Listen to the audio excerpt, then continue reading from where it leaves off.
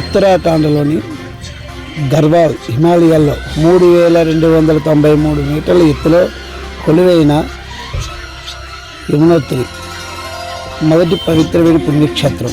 ఇది సూర్యపుత్రి యమునా నదికి జన్మస్థానం. ఇక్కడ యమునాదేవికి పూజలు నిర్వహిస్తారు. ఈ నదిలో స్నానం చేయడం వల్ల సమస్త పాపాలు తొలగి మోక్షం లభిస్తుందని భక్తుల ప్రగాఢ విశ్వాసం. హిందూ పురాణాల ప్రకారం యమునా నది మృత్యుదేవుడైన యముడికి సోదరి అచిత్ముని అనే మహర్షి ఇక్కడ నివసించి యమునా నదిని సృష్టించారని నమ్ముతారు. ఆలయం పక్కనే సహజమైన వేడి నీటి ఒగ్గులు ఉన్నాయి. వీటిలో సూర్యకండ్ అత్యంత ప్రసిద్ధి ఉంది. ఈ వేడి నీటిలో బియ్యం కూరగాయలను ఉడికించి దేవుడికి నైవేద్యం సమర్పిస్తారని, ఆలయ ప్రవేశానికి ముందు ఈ కుండలో స్నానం చేయడం ఆచారం.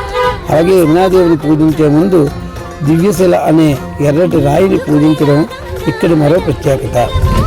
ఈ క్షేత్రం నుండి శారదామేతకు ప్రారంభమవుతుంది. భక్తులు సాధారణంగా హనుమాన్ చెట్టు లేదా జానకి చెట్టు నుండి యమునోత్రికి యమునా నది ద్వారా అందరూ కూడా 3వ తేదీని వెళ్ళి దర్శనం చేసుకొని అమ్మవారి యొక్క పొంది అందరూ కూడా ఇక్కడి నుంచి శారదామేతకు వెళ్ళి తిరిగి బయలుదేరారు.